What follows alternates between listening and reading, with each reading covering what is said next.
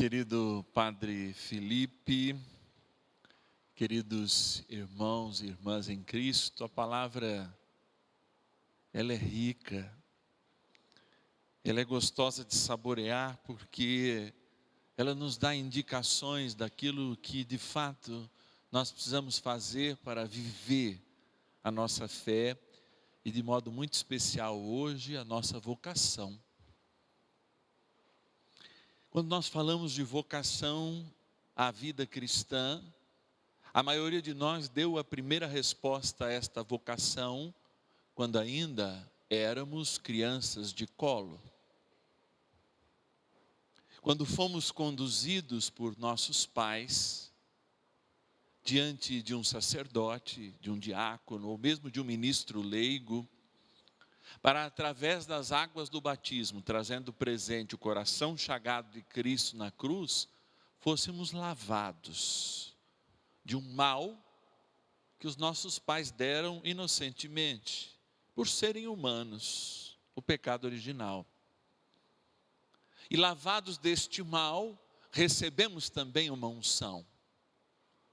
Sermos aqueles que santificam o mundo. Sermos aqueles que purificam o mundo dos seus males, como profetas. Sermos aqueles que cuidam do mundo como pastores ou como reis, como os reis de antigamente, mais próximo hoje dos pastores. Cuidar, estar à frente.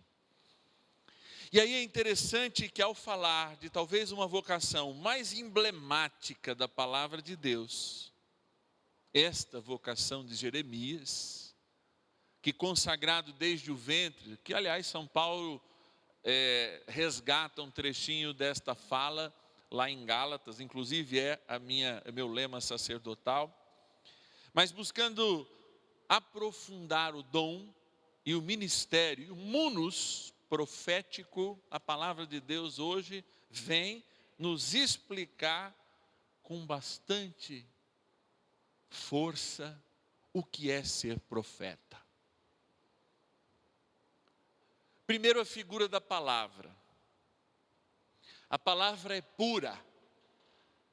A palavra é Deus. Um documento da igreja chamado Dei Verbum vai dizer que a palavra de Deus é toda a criação, porque quando Deus se derrama lá na Trindade Santa, por amor Ele cria. E tudo que Ele derrama, Ele cria. Tudo que sai dele mesmo, Ele cria.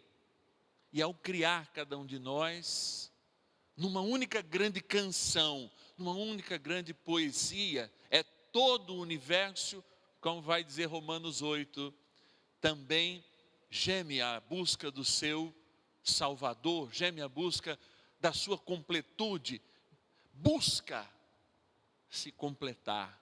Essa é a nossa figura. Mas quando ele se derrama, ao criar um ser livre, ele também condiciona esse ser livre a um processo de liberdade. Por que eu digo processo? Porque a liberdade é um processo. Na segunda eu dizia, a gente nasce dependente dos pais, depois a gente fica jovem, não quer contar com os pais, mas ainda conta, fica adulto e aí sim a gente é independente. E aí depois Deus dá a terceira idade, a melhor idade, para a gente entender de novo que nós de algum modo temos que depender uns dos outros e de Deus inteiramente para voltar para o céu. Mas aqui ele vai, de algum modo, nos dizer como viver a nossa profecia. Durante muito tempo da minha vida eu pensei que ser profeta era a gente sair apontando, isso é ruim, isso é ruim, isso é ruim, isso é ruim, e tem gente que ainda acha que é isso. O governo é ruim, o prefeito é ruim, o vereador é ruim, não sei o que é ruim, isso é feio, etc e tal. Mas a profecia não é isso, se ela está casada com esse evangelho. Se a palavra é pura, é derramada de Deus, a missão do profeta é fazer com que ela nasça, com que ela cresça, com que ela ganhe vigor. Então, a grande missão da profecia no tempo do Senhor e da misericórdia é fazer justamente que a palavra pura de Deus que cai nos corações pedregosos possa de algum modo vingar. Quando a gente vai a Israel, ou mesmo quando a gente vai num terreno pedregoso, a gente descobre também que aquele terreno pedregoso pode dar muitas coisas boas. Os melhores vinhos são tirados de terrenos pedregosos. São terrenos salobros, bastante, cheios de sal. E que a partir daquele sal, a uva, a videira, tem condições de tirar daquela terra que parece inútil, coisas boas. Olha aí a missão do profeta: abrir a terra, remover os pedregulhos, muitas vezes da injustiça, da falta de conhecimento, da superficialidade, que impedem que a palavra de Deus tire, inclusive de terrenos pedregosos, a doçura que um dia fermentada será o sinal da alegria, porque a uva fermentada é o sinal da alegria. Na Bíblia é o vinho. A missão do profeta, então, é ser aquele que cuida da terra. E aí a gente não só assume uma missão de denúncia, mas uma dimensão proativa. Porque se não cair em terreno pedregoso, em terreno que não dá sustância à planta, logo elas vão ser destruídas, vão secar.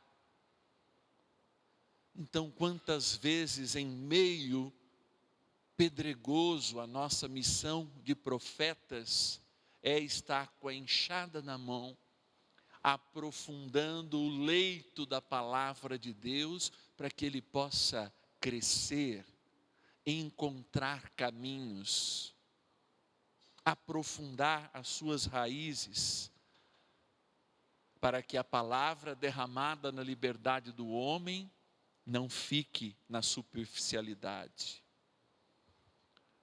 Outras sementes ainda, vão dizer a palavra, diante dos profetas cairão em lugares espinhosos. Mas o que é o cristão, senão aquele que, mesmo em lugares espinhosos, vai criando as clareiras? Em meio a um mundo de gente espinhosa, cada vez mais individualista, nossas comunidades ambientais de vizinhos e a nossa própria casa tem que ser, em meio aos espinhos, oásis de terrenos profundos que se deixem semear pela palavra de Deus, porque senão, sem esta profecia generosa, amorosa, como diz o Papa Emérito Bento, nós não conseguimos plantar a palavra de Deus. Diante então daqueles que roubam a palavra de Deus de nós, dos nossos corações, como os passarinhos, os profetas deste tempo, amorosa e verdadeiramente, devem servir também como espantalhos, como aqueles que afastam da vida das pessoas os passarinhos do mal, que vêm roubar suas palavras, que vêm inventar modas, que vêm interpretar a palavra de modo subjetivo e não como a igreja interpreta.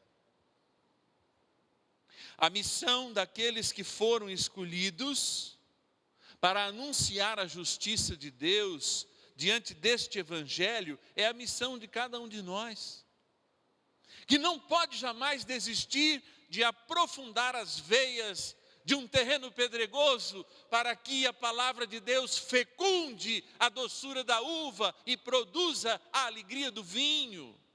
Que não pode desistir de ter as suas mãos, muitas vezes machucadas, ou até a sua moral machucada, serem perseguidas, porque são para o mundo oásis entre pessoas espinhentas, e que sufocam a própria palavra de Deus quando ela é semeada.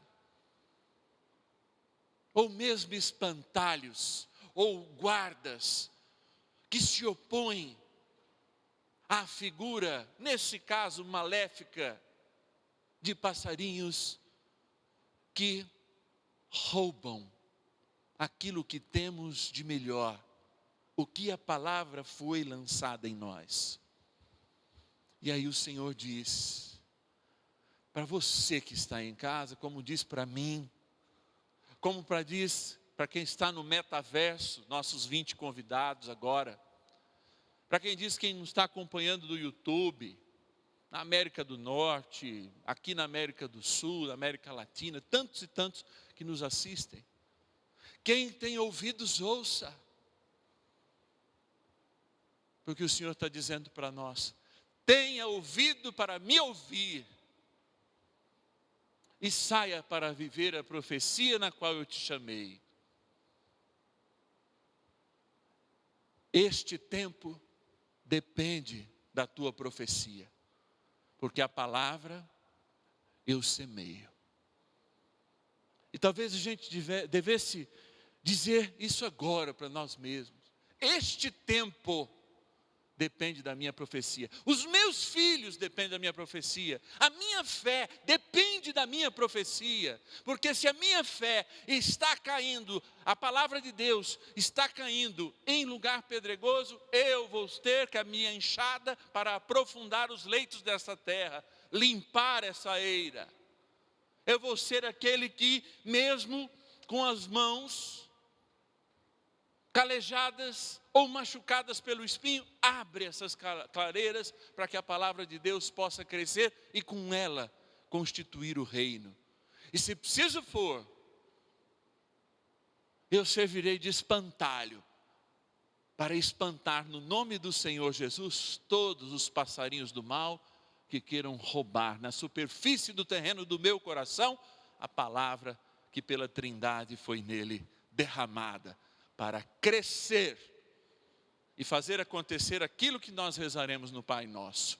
Vir a nós o teu reino. Depende da gente. Quem tem ouvidos, ouça. Louvado seja o nosso Senhor Jesus Cristo. Para sempre seja louvado.